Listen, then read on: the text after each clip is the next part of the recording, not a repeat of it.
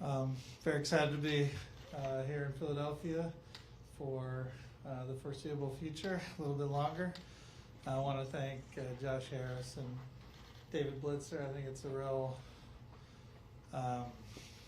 testament to them, and the faith they put in me is humbling. I think obviously we have big goals that ownership wants to accomplish.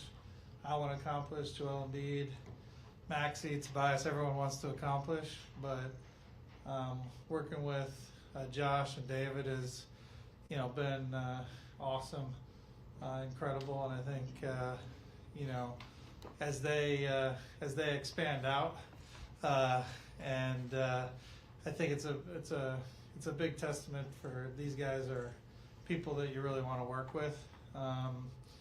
My family's really made Center City our home, and we love it here, and so it's a thrill to know we're going to be here for a long time going forward. And look, as you know, all we're focused on is taking that step to getting a championship. We got a guy, Joel Embiid.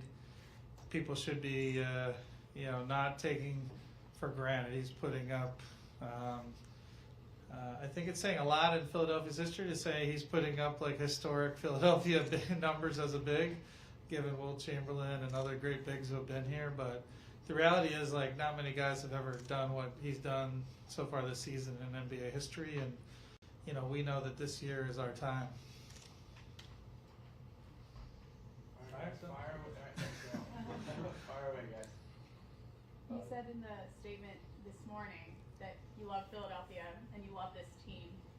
What are the specific things that stand out when you look over your last few years, maybe with the city, that make this the place that you love so much?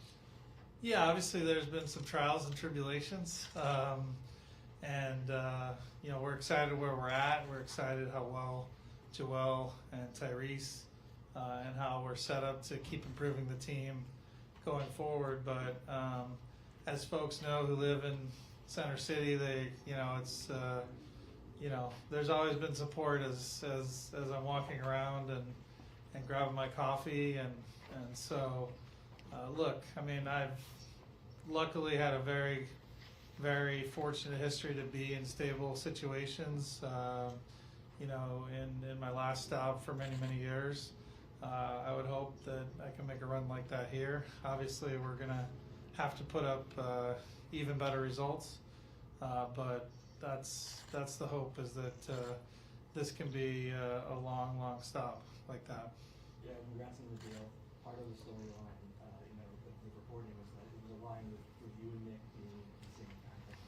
I guess when you think about, you obviously hired him, but do you feel like you are both aligned in terms of roster and strategy as you go through these next couple of years together? Yeah, I think the best franchises are the ones that win. They have both stability and alignment, from ownership to front office to coaching down to the players.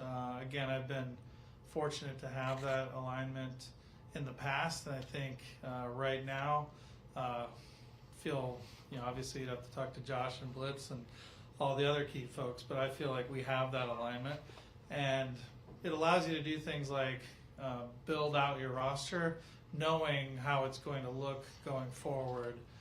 To give an example, even our minor league team that's won multiple championships over the last couple of years, and look, not a lot of young players have been able to break into our rotation except Tyrese, because we're such a good team, and because Oubre's and Pat Beverly's and guys like that come in and contribute. It makes it hard for these young guys, but when they have had a chance to contribute, like a Springer, they've stepped up, and having a common philosophy of what kind of players and how we want to play does really help a franchise put a winning product on the floor. Daryl, when you look at the roster, I guess, what areas do you feel like you need to be addressed maybe as you guys move forward? Yeah, I try not to get too prescriptive or proscriptive on that, but I would say, there are a few areas if we do take an injury. Obviously, if they're big injuries, you're a little bit challenged in the playoffs no matter what. But to get us through stretches where key guys are out, I do think some depth at the big might be helpful. I do think some depth at guard. I do think, surprisingly, given this offseason, for a while it looked like our wing depth wasn't going to be there. The Clippers trade obviously helped that quite a bit, so I think we're shored up pretty well there. From a depth perspective, it would probably be guard and big, and then we're obviously always looking for those real key difference makers who can really move the needle and give us even a better chance against the other top teams in the East and in the NBA. How long has this been in the works? Like when did this? Who brought the discussion to the table? First of all, I'm sure you would like to make as much money for as much time as possible. But when did this start to become clear that you're going to extend your long term? Yeah, so I was thrilled that ownership came and said, "Look, we want to keep this group together," and by this group he means myself, he means Elton Brand, he means Nick Nurse, he means Joel, he means like Tyrese, he means all the key people who are driving winning here. I think Josh and David, again, that was private discussions between them, said, hey, we've got a really solid thing going here that's giving us a very good chance to win the championship, and let's keep that together. So they reached out to me, and it's been recently, just in the last couple of weeks. So when you say keep this group together with Elton, so we under the assumption that Elton's going to get an extension as well. Again, this is a group we'd like to keep together. Hopefully, there's an announcement along those lines in not too long. So. In terms of the Joel component, I guess you've talked about it numerous times in the past, but how do you feel like? Where do you feel like your relationship is at with him, and is this a signal in any way of maybe your confidence in him being committed to the organization over the long term? Joel, you mean? Yeah. So he always has been. It was like really frustrating this summer. Obviously, we were taking our lumps, for various reasons in the media, but Joel has been 100% Philly, 100% Sixers, 100% winning the championship here in every meeting. And Joel didn't get frustrated because for him, it's not a big, I think he just knows what he knows. But for me, it was frustrating that it came up and it was like rivals trying to create this noise, and it was frustrating. But he's never wavered on his commitment to this city and winning here. On media day, Joel talked a lot about continuity, and you just mentioned, you had it pretty much from top to bottom, but does that influence at all your decision making when it does come close to the deadline about a certain deal, or, with the assets you now have, that continuity, is that something to keep in mind?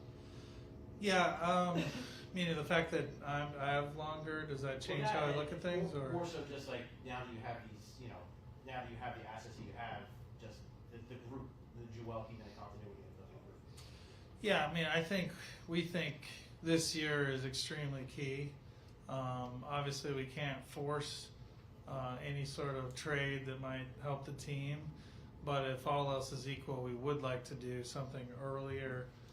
We think that you don't get many chances to have a player like Joel playing at even MVP plus level, to have a young up and coming player like Tyrese who continues to improve day by day, and then just a whole bunch of really solid guys that Nick has playing at a high level, helping us, win, best point differential in the league, all these things, a lot of good indicators that we have put ourselves in the spot where we can really win it this year.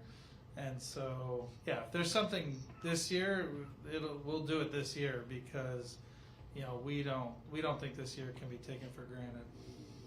Do you think what you've seen from Tyrese, I know you don't box yourselves in terms of who you want to get for the type of player, but has Tyrese's development and what he's shown so far this year changed maybe the archetypes of player that you're looking at? It has, yeah, because him playing at pretty clearly the second best player to an MVP level guy does change how you look at things, and does make you say it's much easier to find guys who can help in that context, because finding like the second best player on a title team generally you can't do. Like you have to draft them like we did, or it's such a pile of assets like maybe I've done in my past where we just traded everything. So it does open up a whole bunch of avenues to upgrade the team that wouldn't have been there if Tyrese wasn't making this leap that we hope he can make. The team's energy seems to be more upbeat this year. The vibe seems to be great with the team. They're bonding. The video on the airplane of the happy birthday song. How do you attribute that to their success this year, and how does that influence your desire to want to be here? Yeah, I think that a lot of credit goes to Joel and Tyrese, the top players on the team, and Nick. I think they're all playing with a joy, and I do think that matters. I mean, how much it matters is really hard to know, but it does matter, and I do think they are playing with a really good joy. And I've never seen Joel this locked in. I mean, he is locked in, and I think it's because he's excited about every possession of every game, which is not easy to do in an 82-game schedule. So. When you look back at the trade and the pieces that you brought in from the Clippers, like obviously those are proven pieces, but how do you feel like they kind of fit in with the group and things like that, just from your perspective? I mean, tremendous. Like Nick Batum. I mean, we hoped he could come and contribute. Until you have a player, it's hard to know. But he's like just been the perfect piece. Able to get the ball off quick and shooting defensively. A glue guy, good passer to Joel, been great. And then Robert has given us some of the best minutes of his career when he's been in as well. I've worked with Robert before, so he clearly was like down in the past, in his recent past, and he feels like sort of unleashed. So it's been really exciting. Daryl, you mentioned Tyrese, and obviously the song of the Steelers was that he didn't get his extension. He's getting moved, of course. Do you anticipate that those talks would be pretty easy at the max, or do you feel like there's any roadblocks that you're seeing? Yeah, we're not allowed to get in those details, just by NBA rule even. But I think, look, if the team wins at the level we're hoping to win at, everything really takes care of itself. And we know a good thing when we got it. So. Take a couple more.